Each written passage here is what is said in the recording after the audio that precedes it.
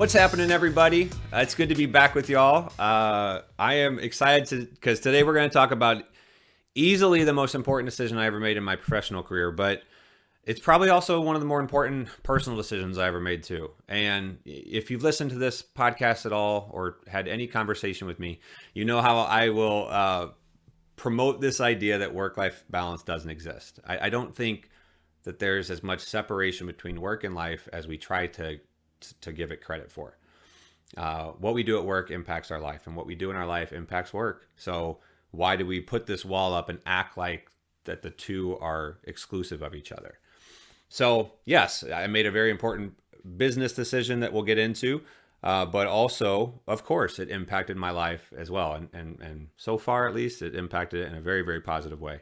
But I want to talk about that. But first, just kind of, it's been a couple weeks since I've done a podcast, and I'll make some excuses, right? I should be a bit busy. There's been some things happening. The reality is I didn't prioritize it because I got overwhelmed with just some other things that were happening, and I'll get into those a little bit. But one of the things that happened in the last couple of weeks is my wife Megan and we took a couple nights out in Colorado.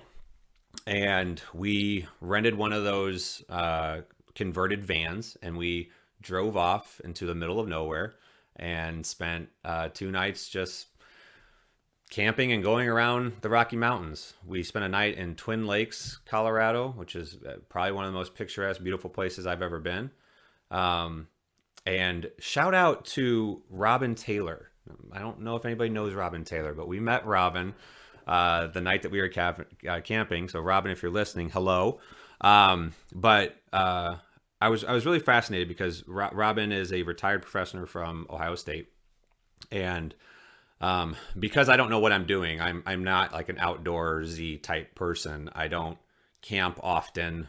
I would easily, not survive 24 hours left to my own devices. And so when Megan and I showed up at this campsite, we found a place that we wanted to stay. It was overlooking this beautifully crystal clear lake with 2 14,000-foot mountain peaks kind of coming down to the water.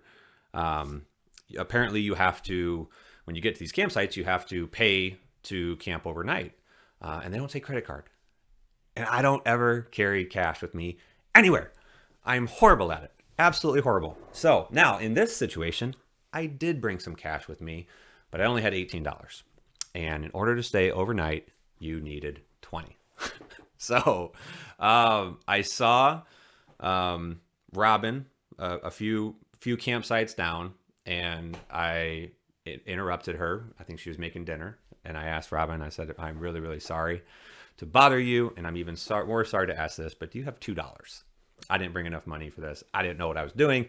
And Robin, because she is such a sweet person, apparently comes prepared for this because she's done this enough that she knows that it happens. And she gave me $2, and we were able to then stay overnight. So Robin, thank you for that. But as we got talking with Robin later on in the evening, I was very fascinated. She's gone. She once did a 3-month trip, just her and herself and her van, and drove up to Alaska. And so I was really, really fascinated with this because you don't oftentimes meet people that do some of these, more off the beaten path sort of excursions like that, and let alone herself doing it by herself. So just really, really enjoyed our conversation. And a few days earlier, my wife and I had both heard something that really stuck with us. And it kind of just, it crystallized for me. Is crystallized? I'm not sure. Either one. But that saying was, you have the rest of your life to be ordinary. And when I thought about, man, would I ever get in my car and drive up to Alaska for 3 months? No, because that's just, no, you don't do that. That's not normal. And, I had heard this phrase. It had really kind of stuck with me for a little bit. We have the rest of our life to be ordinary. And sometimes in life, I think we need to take some chances. I think we need to push past some of our fears and realize that even if it doesn't go the way that you want it, you have the rest of your life to go back to doing things the normal way. And so one of those things that I get asked a lot about that wasn't necessarily quote unquote the normal thing to do was leaving my corporate career. And at the time that it happened, and certainly, still to this day, 2+ years later, I get asked a lot, like, what was it like to step out of certainly the comforts of a corporate job? To my knowledge, I was not, being performance managed in any way. I was doing okay, and kind of left that all on the table to go pursue the speaking career. And so I thought I would just share a little bit about the story and what I've learned through that process, because especially now in 2021, with everything that's happened in the last year and a half, there's a lot of people that are looking to maybe step out and do something different. And, as you can probably tell from where I started the story, my advice is you got the rest of your time to do the ordinary. If you want to step out and try something new, do it, because you can more than likely go back to what you were doing the normal way, if you ever feel the need to do that. So, but for me, my story, I'll kind of walk you through the process of my story and how I got to the point that I am today. But it really boiled down to what was important for me in life. And when I think about early in my career, what was important to me in my career, coming out of college, probably the most important thing for me at that time was what I'll call just to make a good living. If I really wanted to boil it down, it was to make money so that I could support my family, so that I could vacation, do the things that I wanted to do. And so that's what drove a lot of my decisions, whether or not I recognized it fully at that time. So right out of college, I graduated from Miami University in Ohio. Yes, we were a college before Florida was a state. Okay, so don't ever forget that. But I took a job working for a mortgage brokerage firm right out of college, and it was a great first job because I learned a lot. But I wouldn't say that I'm like super proud of my time there. And what I mean by that is I was working in the mortgage industry in 2006, 2 years before the market crash, and the way I would describe that work environment, it felt not to the degree in any way that's depicted in some of these movies, but it felt a little bit like Boiler Room, the movie. It felt a little bit like what you'd see Wolf of Wall Street, because it was a lot of extremely young, hungry, fresh out of college men and women, and it was kind of like hardcore sales in a way. And long story short, after about 10 months of working in that job, I kind of saw the writing on the wall from where the mortgage industry was headed. And our company was primarily a subprime lending company. So we sold, we refinanced and did mortgages for in the subprime mortgage space. And, I started seeing these things where appraisals were going absolutely bonkers and, way more value than the house was actually worth, especially when I would go out and I'd meet with people in their house and it's falling apart. And, they're trying to do loans for over the amount that their home is worth. And it got to the point where I really didn't feel comfortable doing those. And quite frankly, I wasn't very good at it because it was really hard for me to go sit down with somebody and say, yeah, hey, let's do a loan for 125% of the value of your home, which really is more like 150% because your home's not worth as much as this appraisal is going to say it is. And so I wasn't very good at it, quote unquote, because I didn't want to go and sell those types of loans and try to sell people on a promise that I didn't really believe in. Okay. So to cut that story down, I left that job, and I didn't have a plan. At the time, my wife, Megan, not my wife yet, but she was going to be moving to St. Louis to start a dental hygiene program. I was in Cincinnati, Ohio for this job. And so I went looking for jobs in St. Louis, but I didn't really know anybody in that area. And I didn't really even know what I wanted to do. And I ultimately ended up taking a job not in St. Louis, back in my hometown of Bloomington, Illinois, with State Farm Insurance, because I'd had coffee with a guy, and he'd kind of sold me on coming to work there, and I wanted to go get my MBA. And I knew that after a year, State Farm had a great program where they would pay for your MBA. So it seemed like a win-win. Well, my to-be wife is going to be finishing up her 2.5 years of dental hygiene school. I'll go up here, get started in this career, get started on my MBA. And then when my MBA is done, we will probably have just gotten married and we can go off and explore the world and do whatever we want to do. So, so at this point, right, my desire, what I needed from my working life was to provide an income. And when I started at State Farm, I was making $27,000 a year, and quite frankly, it's better than some, but $27,000 a year is not a whole lot of money. And I went and bought a house because I thought that's what you're supposed to do, and I could barely afford my mortgage and my insurance and the things with running, that comes with owning a home when I was making $27,000 a year. And very quickly, I got into some credit card debt, and it was hard to put on this facade of like I'm doing the responsible thing. And when I kind of started low on the rung at State Farm, and so what became important to me in my career at that point switched from necessarily making money to almost proving people wrong. Because one of the funny things that happened is when I started at State Farm, this isn't like State Farm's fault. This isn't the leaders I was working with fault. I think this is very common in industries, is despite the fact that I had graduated from a good school, despite the fact that in every job I'd always, done fairly well, excelled, did what was needed and required of me in those jobs. Because of where I came into that organization, all of my external experience was kind of wiped away. And now I was essentially a call center employee. And that's what kind of set my worth at the organization. So it didn't matter that I was working on my MBA. The most important thing for me was now proving people wrong to show you that I can do more than the job you hired me for.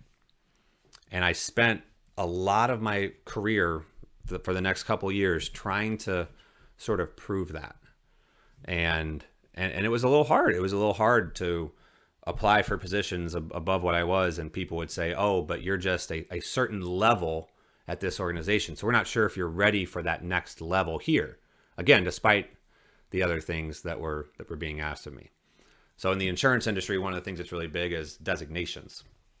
In fact, it's almost more valuable in some cases in the insurance industry to get a designation than it is to have an advanced degree like an MBA.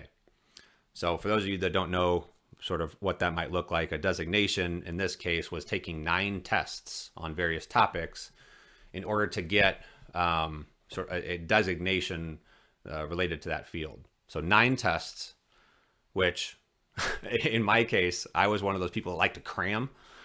I could study for one of those tests in about 3 days. 3 days, I was crammed with all this information, take the test. You just had to get a 70 or better, and that was a pass. And you do that 9 times, and you get your designation. So that's what I started doing because I needed to prove to other people in a way that like I was ready for these things. And those 9 tests were more valuable than 2.5 years in an MBA program, which obviously you could tell by the tone of my voice, I kind of disagreed with that.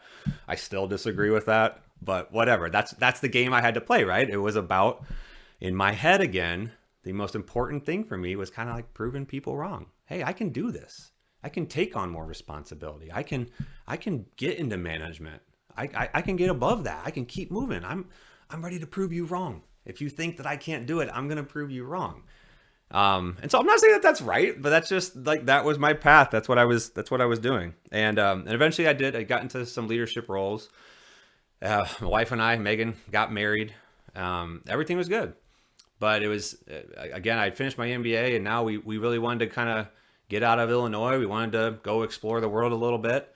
And State Farm was opening some new facilities in Phoenix and Atlanta. and Dallas. And so I, raised my hand. I was like, yeah, I want to do that. Let's go. So I raised my hand for Phoenix, and they're like, no, chill here for a little bit. I didn't know why. I was a little annoyed. And then they opened up the Dallas office and was kind of like, hey, how about Dallas? And I was like, yes, let's do that. So we did. I say Megan and I, because we talked about it a lot. We're like, yeah, absolutely. Let's go to Dallas. Raised our hand for it and got the job offer. And then a week later found out we were having twins. And so, that was certainly a challenging time, moving away from friends and family right as the time that you're going to have not one, but two kids, and moving to a city that, I knew one person that lived here, and they helped out tremendously. So that's what we did.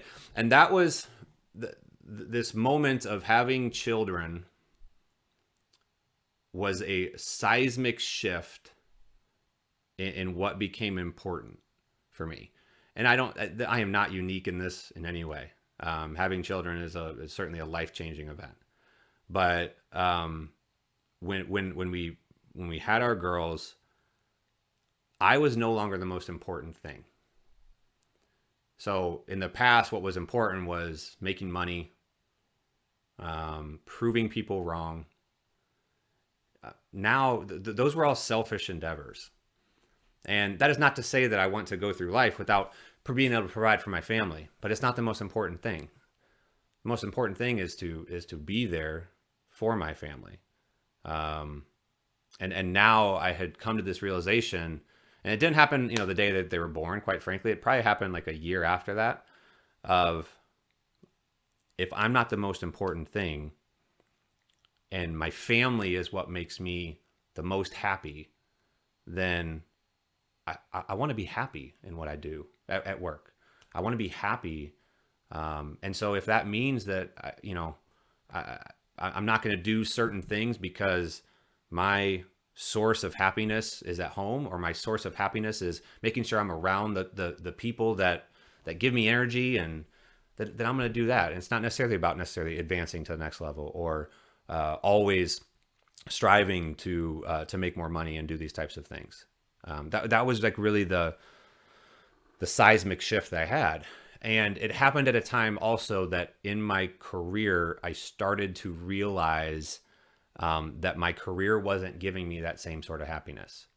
And this is I'm going to be very clear, because I know that there are going to be some people who are listening to this that I used to work with. And I absolutely loved the people I worked with at State Farm. And I love State Farm as an organization for what they allow for their employees, how they really do take care of the people that work for them.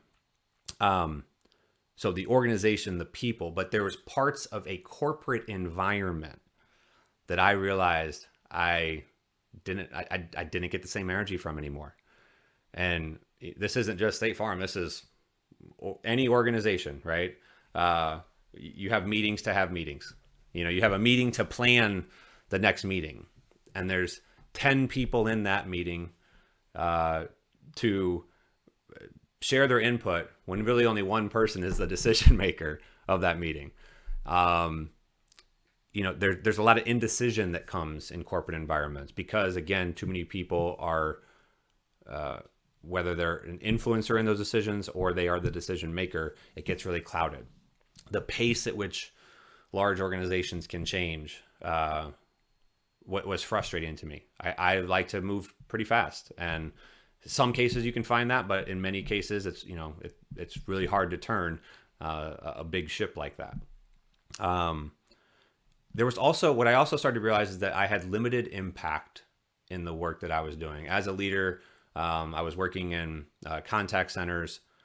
I had a limited reach in my ability to try to help my team and my leaders grow personally and professionally.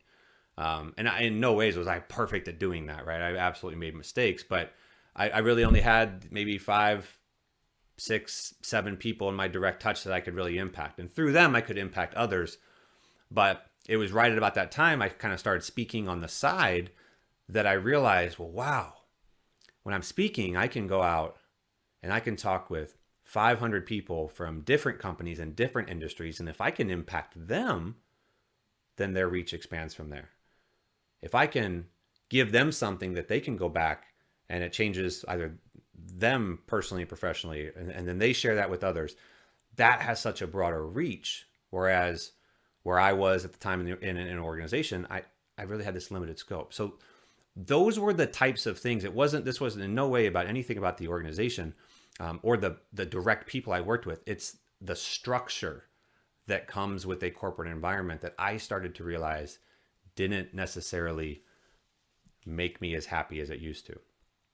And so this was about maybe 3 years ago, 3 or 4 years ago.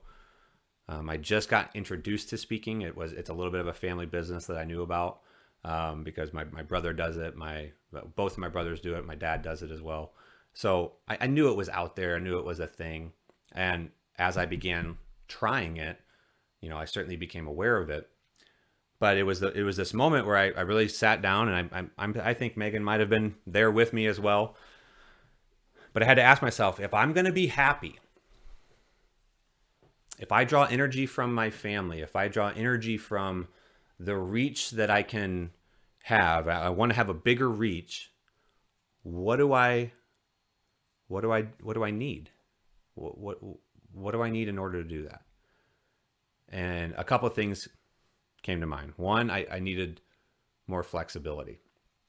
The 9 to 5 idea never worked for me.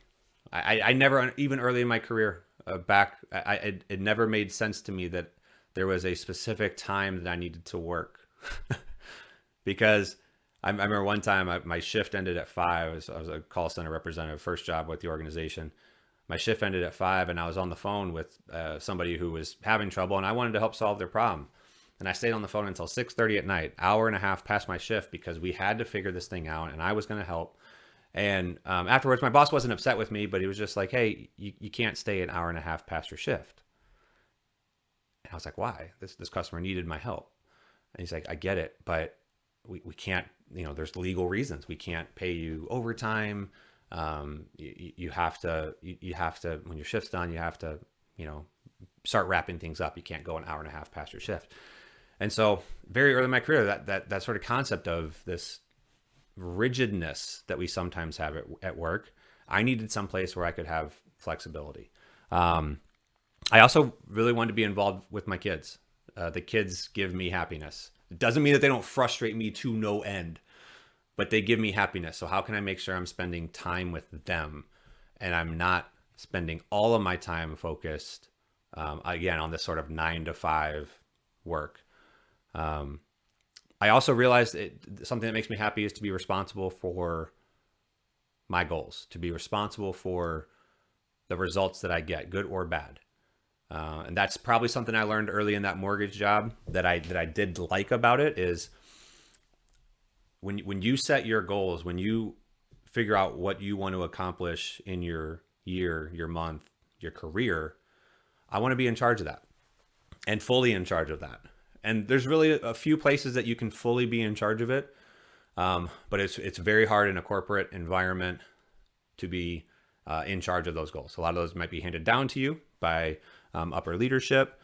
And in many cases, you're going to rely on so many other departments, people, teams that will impact your goals that I kind of, in a way, wanted to just fully be in charge of my goals. I also realized, I think the fourth thing that I realized is I wanted to be myself. What I had realized towards the middle of my career, probably the middle part of my career, my corporate career, is that I wasn't myself. And I've made this joke before, like I was wearing suits to work. I wasn't the most like PC person, but I definitely learned corporate talk and how you really say a bunch of words without really saying anything. And I wanted to just be myself. I started towards the end of my career being way more myself. And I think it truly unlocked myself as a better leader, as a better coworker, as a better person, as a better husband, as a better father. But I wanted to do something for work where I could be myself. And that doesn't mean that You're always going to get to say absolutely everything you want to say without any filter. That's not what I mean by, being PC. I could be myself. I could wear shirts and not feel like I have to get dressed up in a suit to act like somebody I'm not. So for me, as I did that 3 or 4 years ago, that's when I realized that speaking, that what I'm doing now is an option. And it certainly helped because I knew about the industry. I knew that it existed. I knew that there is ways to make a living doing this. But that for me became my way in order to be happy and to get all the things that I needed out of quote unquote work so that I could be happy in life. And so that's kind of how I guess in a way I got to eventually leaving my corporate career to go do this. And for anybody who's listening, if you are thinking about a career change or whatever, you're just in a rut. I hope that path, that story gives you just a little bit of things to consider. But specifically, I think there's sort of 3 steps that anybody could take in order to launch into the next career or the same career that you're in. Maybe it's just going to help you figure out that you're where you need to be. But the first thing that, again, really sticks to me, and I don't know that I had crystallized this idea before I left, but again, it's kind of just top of mind for me right now. One of the things I always told Megan when we were making this decision for me to leave a comfortable, good corporate career with, by all accounts, the likelihood that I could work my entire career, and that organization had a pension plan. I could have retired in comfort. But I always told Megan that, again, I didn't say it this way, but you have the rest of your life to be ordinary. I could always go back. If speaking didn't turn out the way that we wanted it to, and I wanted to go back to a corporate job, I would think that I could probably get back with that same organization, maybe. But if not, I've got 13 years of experience. I think I'll land somewhere. And so for anybody who's listening and thinking about that, I would ask you to consider what happens if you failed. If you made a career change and it didn't work out, I'm willing to bet 9 times out of 10, you can probably go back to what you were doing before. So just realize that you got all the time in the world that we're given, at least that you were given here on this earth. You got the time in the world to go back and do the normal thing if you want. So just really, be conscious. Like that's why I think sometimes we just have to not get so caught in our head. Don't wait. Just now is the time. Now is always the time. And that's why also I think it's important to take steps now towards those next actions. So when I began speaking 4 or 5 years ago, it was never with the intention to leave my corporate career. It was just something I thought I was going to do on the side because I really enjoyed it. I really got a lot of energy from it. I loved the times that I got to go do that. And then as I went through this process and started to really okay, maybe this is something I want to do, then I started focusing on it a little bit more so that when it came time for me to leave my corporate career, I wasn't just quitting cold turkey and starting anew. It wasn't like back in my career when I had left the mortgage industry. I didn't have a plan at all when I left. I had to go start immediately from scratch at that moment to figure out something new. In this case, I knew what I wanted to do, and so I started to take steps before I left my corporate career, so that I wasn't starting day one when I quit. And there's a lot of things that we all can do, that you all can do, if making a change is something you're thinking about. Start taking some steps now. The second thing that I think is really important is to being clear about your intentions. Like why do you want a career change? Why do you feel like you're in a rut? But also, what's important to you? And is a career change going to help you reach towards those important things in your life? So if it is spending more time with your family, is this new career change going to allow that for you?